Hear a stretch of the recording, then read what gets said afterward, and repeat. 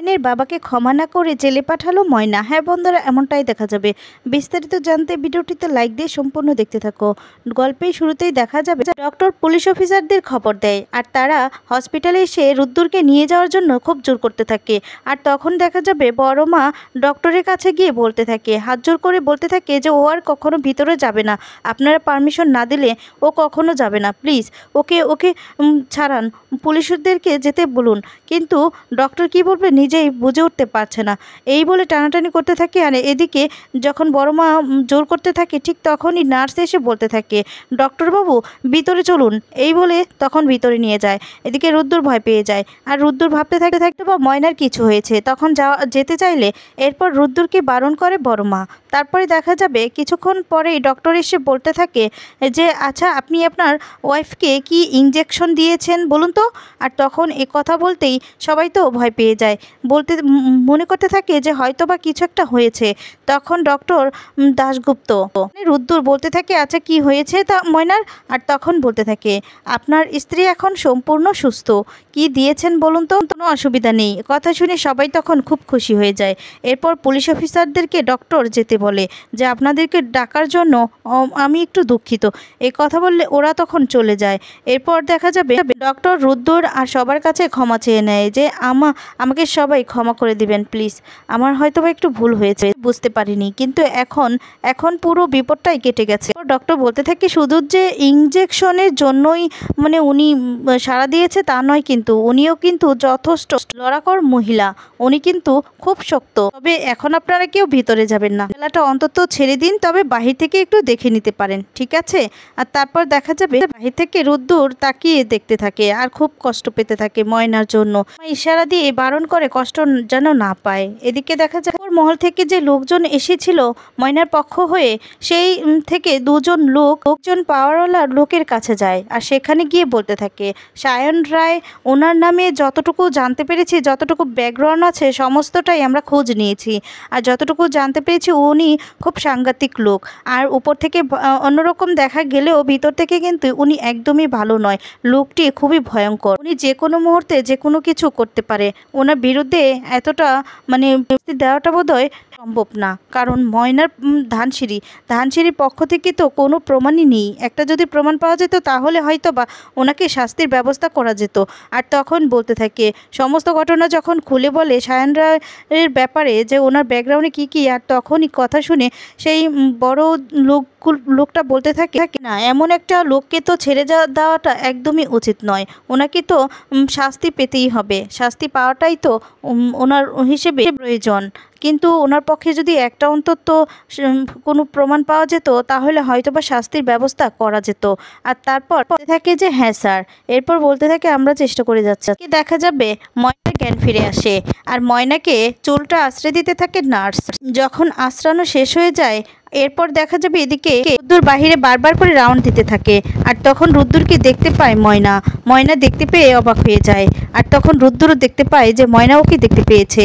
তখন রুদ্দুর অন্যদিকে তাকিয়ে থাকলে তখন এদিকে ময়না মনে মনে বলতে থাকে, ডাক্তারবাবু অহনো যান নাই। রুদ্দুরও ময়নাকে দেখতে পেয়ে অন্যদিকে তাকায়। তারপর দেখা যাবে নার্সকে বলতে থাকে, বলছি ডাক্তারবাবুর একটু দায়িত্ব দেবেন। আর তখন বলতে থাকে, ডাক্তারবাবু তো এখন মানে রাউন্ডে আছে। এরপর বলে ওই ডাক্তারবাবু না, ওই বাহিরে যেই ডাক্তারবাবু রাউন্ড দিচ্ছে তাকে। আর তখন বলে মানে আপনার হাজব্যান্ডকে। এরপর বলে হ্যাঁ। আর তারপর বলে আচ্ছা ঠিক আছে, এ কথা বলে বাহিরে যায়। এরপর বলতে থাকে, এক্সকিউজ মি, আপনাকে ভিতরে যেতে বলছে। এরপর রুদ্দুর এই কথাটা শুনে খুব খুশি হয়ে যায়। আর তখনই দেখা যাবে ময়নার বাবা চলে আসে। ময়নার বাবাকে রুদ্দুর দেখতে পেয়ে বলছে যে আচ্ছা আপনিও চলুন না। এরপর বলে না না বাবা তুমি যাও। এরপর বলছে আপনি তো কালকে থেকে কথা বলেন না একবারও, তাহলে চলুন। আর তখন বলে তুমি আগে যাও, তারপর নয় আমি যাব। এরপর রুদ্দুর ভিতরে যায়। আর রুদ্দুরকে ভিতরে দেখে ময়না একটু খুশি হয়। আর তখন রুদ্দুর ময়নাকে জিজ্ঞেস করতে থাকে কেমন আছে। এরপর ময়না বলছে আপনি এখনও বাসায় যান নাই? বলছি তো এসবের প্রয়োজন নাই। আর তখন বলে একটা কথা বলবো ময়না, আচ্ছা তোমার এই জায়গায় যদি আমি থাকতাম, তুমি যদি আমার জায়গায় থাকতে, তাহলে তাহলে তুমি কি করতে? তাহলে তুমি বাড়িতে চলে যেতে? ময়না তখন বলতে থাকে, আচ্ছা আমি যা যা করি আপনি কি তা করেন? তা তো নয়, আমি তো আপনাকে অনেক বিশ্বাস করি, আপনি কি আমাকে বিশ্বাস করেন? এরপর রোদ্দুর কিছুই বলতে পারে না। আর তখন রোদ্দুর নার্সের দিকে তাকায়। নার্স বুঝতে পারে যে নার্স আছে বলে হয়তোবা কিছু বলতে পারছে না। তখন নার্স সেখান থেকে বেরিয়ে যায়।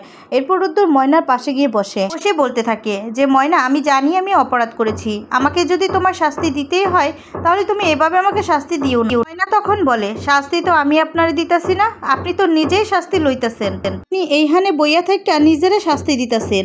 তখন বলে, ময়না আমি চলে গেলে কি তুমি খুশি হও? তখন ময়না কিছুই বলে না। ময়না তখন চুপ করে থাকে। আর তখন বলতে থাকে, চুপ করার লক্ষণই হচ্ছে সম্মতির লক্ষণ। তার মানে আমি চলে গেলেই তুমি খুশি হও, তাই তো? আচ্ছা ঠিক আছে, আমি চলে যাব। কথা বলেই রুদ্দুর সেখান থেকে উঠে যায়। দেখা যাবে একজন ডক্টর চলে আসে আর রুদ্দুরের হাত ধরে বলতে থাকে, থ্যাংক ইউ ডক্টর দাশগুপ্ত, আপনাকে যে কি বলে ধন্যবাদ জানাবো। আর তখন ময়নাও অবাক হয়ে যায়। ডক্টরটি বলছে, ভাগ্যিস আপনি ছিলেন, না হলে যে ওনার কি হতো।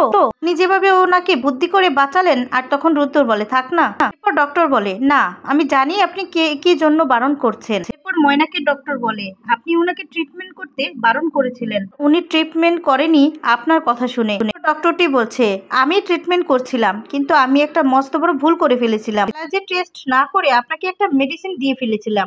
এরপর ময়না বলে, তার মানে হেল লেগেই আমার শরীর খারাপ হয়েছে কাল? তারপর আরেকজন ডক্টর এসে বলতে থাকে, একদম ঠিক তাই, আর স্বীকার করতে আপত্তি নেই। এখন ডাক্তার দাশগুপ্ত না থাকলে তো আমরা তোমাকে বাঁচাতেই পারতাম না।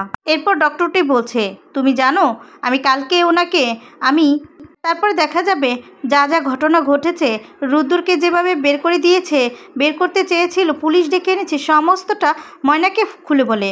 আর ময়না সমস্তটা শুনে অবাক হয়ে যায়। এরপর ডক্টরটি বলছে, শুধু তোমাকে নয় মা, কালকে আমাদেরকে ডাক্তার দাশগুপ্ত সবাইকে মানে সবার সম্মান রক্ষা করেছে। রুদ্দুর তখন বলে, থাক ডাক্তারবাবু, আমি এখন আসি। হ্যাঁ, কথা বলে চলে যেতে লাগলে ময়না তখন বলছে, ডাক্তারবাবু ধন্যবাদ। ময়না কথা বললে ডক্টর তখন বলতে থাকে, এটা তো আমাদের কাজ। আর তখন বলে, না না, আমি আপনাদের কইতেছি না, আমার জীবন যে বাঁচাইছে আমি হেরে কইতেছি।